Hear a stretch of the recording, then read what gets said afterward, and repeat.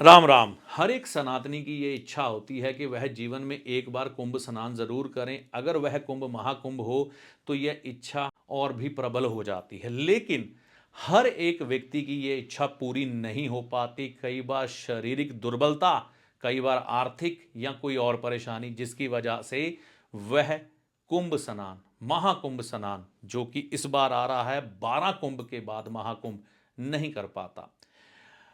तो ऐसी कौन सी विधि है कि घर बैठे हम उस महाकुंभ स्नान के कुछ अंश प्राप्त कर सकें?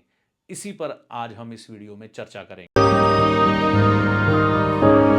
नमस्कार, मैं हूं पंडित अरविंद तिवारी। अगर आप इस चैनल पर पहली बार आए हैं तो इसे सब्सक्राइब कर लें। बहुत लंबे समय से आप हमारे साथ जुड़े हैं तो इस चैनल को सब्सक्राइब किए बगैर मत जाइएगा।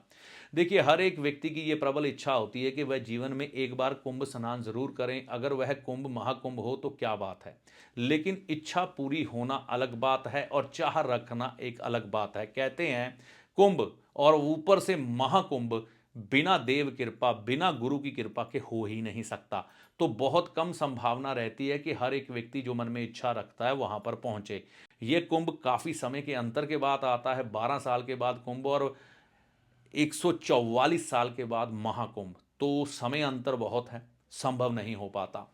तो कुछ एक अंश हम महाकुंभ स्नान के घर बैठे कैसे प्राप्त कर सकते हैं? आप स्वच्छ जल किसी बर्तन में भरें जिसमें आप स्नान करते हैं। अगर आपके घर में आंगन है तो उस आंगन में बैठ जाएं। आप खुले आकाश के नीचे बैठेंगे तो ज़्यादा बढ़िया, क्योंकि कुंभ स्नान खुले आकाश में होता है, छत के नीचे नहीं।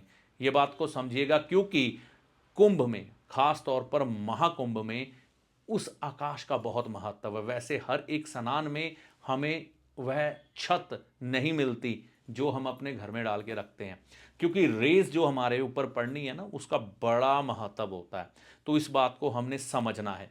तो आप अपने खुले आंगन में बैठ गए, लेकिन अगर परिस्थितियां ऐसी हैं कि खुला आंगन आपके पास नहीं है तो आप अपनी छत पे जा सकते हैं। छत में समस्या है तो जैसी आपको जगह मिले आप अपनी सहूलत के हिसाब से उसे यूज कर सकते हैं। माताएं और बहनें अपनी सुरक्षा का ध्यान रखेंगी, वह छत के अंदर जैसे वो स्नान करती हैं वैसे ही करेंगी। लेकिन थोड़ा सा अगर संभव हो सके अपने ही घर में तो ऐसा करने की कोशिश जरूर करें। अगर ना संभव हो सके तो कोई बात नहीं। तो अब करना क्या है? देखिए, हमारे ऋषि मुनियों ने हमें एक विधि बताई है।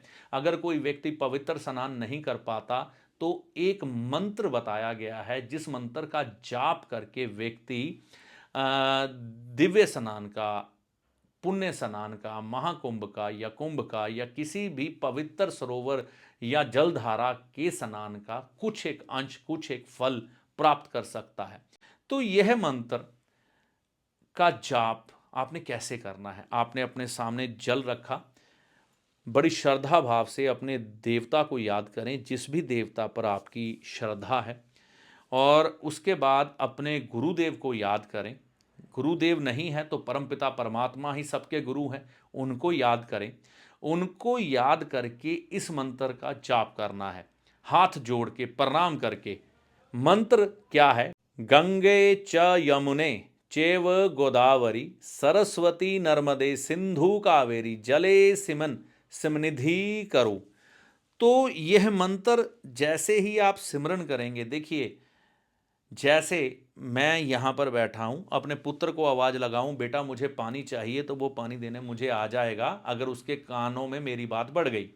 इसी तरह से देवता हमारे माता पिता हैं, हमें देने वाले हैं, क्योंकि देने वाला ही देवता कहलाता है। जब हम उन्हें श्रद्धा भाव से अपने गुरुदेव का नाम लेते हुए याद करते हैं, चाहे गंगा मैया हो, चाहे यमुना मैया हो, चाहे सरस्वती हो, प्रयागराज में इन 3 महानदियों का ही तो संगम है जहाँ पर अमृत की बूंद गिरी थी, और हम जहाँ पर जाकर स्नान करते हैं कुंभ स्नान, तो वो माता गंगा, यमुना, सरस्वती आपके उस जल में समा जाती हैं। और जब आप ईश्वर का नाम लेते हुए सुबह सुबह सूर्य उदय होने से कुछ क्षण पहले, क्योंकि देव स्नान होता है वैसे तो ब्रह्म मुहूर्त में, और सूर्य उदय होने के कुछ समय पहले और सूर्य उदय के कुछ समय तक मानव स्नान होता है।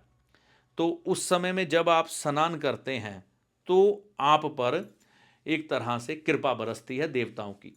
तो इस भाव के साथ करेंगे तो कुछ एक अंश महाकुंभ के स्नान के पुण्य के आपको मिल जाएंगे। तो यह वह विधि है जो हमारे ऋषि मुनियों ने हमें दी थी।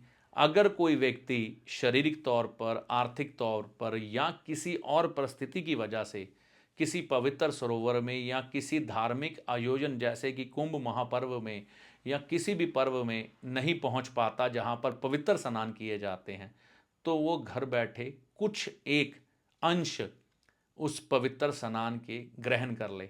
खुला आकाश, क्योंकि किरणें तो वही महाकुंभ पे जाएंगी, स्नान का महत्व बढ़ जाएगा। वही किरणें हम पर घर बैठे भी पड़ेंगी उस दिन जब ये शाही स्नान होंगे। 6 तिथियां हैं, मैं लगा रहा हूँ, आप पढ़ सकते हैं। इनमें से कोई भी तिथि चुनिए, स्नान करिए, हर तिथि को करिए, क्या दिक्कत है, ठीक है ना। तो यह स्नान कर लीजिए जिससे कि आप पर ईश्वर की कृपा बरस जाए इस महाकुंभ में। और आप घर बैठे बैठे अगर नहीं जा पाते, वैसे तो मैं कहूँगा जाइए, अगर आप समर्थवान हैं तो जाइए, अगर नहीं जा पाते तो घर बैठे बैठे किस तरह से महाकुंभ का पुण्य कुछ अंशों में प्राप्त कर सके। घर बैठे जब आप स्नान करते हैं किसी भी तिथि को, अपने गुरु महाराज के दर्शन करें, मन में करें, चाहे चित्र देखें, चाहे उनके पास जाके आएँ, मंदिर जाएं, ईश्वर का धन्यवाद करें, किसी गरीब व्यक्ति को दान पुण्य करें, मंदिर में दान पुण्य करें, जिससे कि ये कुंभ महापर्व आपके लिए विशेष हितकारी हो। साथ में गौशाला में हरा चारा डाल सकते हैं तो वो भी डालें। अगर किसी प्यासे व्यक्ति को जल पिला सकते हैं तो वो भी पिलाएं। तो ये सब विधियां अपना लें। कुछ दान पुण्य इन कुंभ के दिनों में जब शाही स्नान होंगे अगर आप साथ में कर लें तो बहुत बढ़िया। तो यह विधि आपको कैसी लगी, ये जानकारी आपको कैसी लगी, कमेंट करके अपनी राय ज़रूर दीजिएगा। अगर आप इस चैनल पर पहली बार आए हैं या बहुत लंबे समय से इस चैनल के साथ जुड़े हैं, अभी तक चैनल को सब्सक्राइब नहीं किया तो इसे सब्सक्राइब करके जाइएगा। इस वीडियो में दी गई जानकारी का लाभ माता रानी की कृपा से आपको होगा। जय माता दी।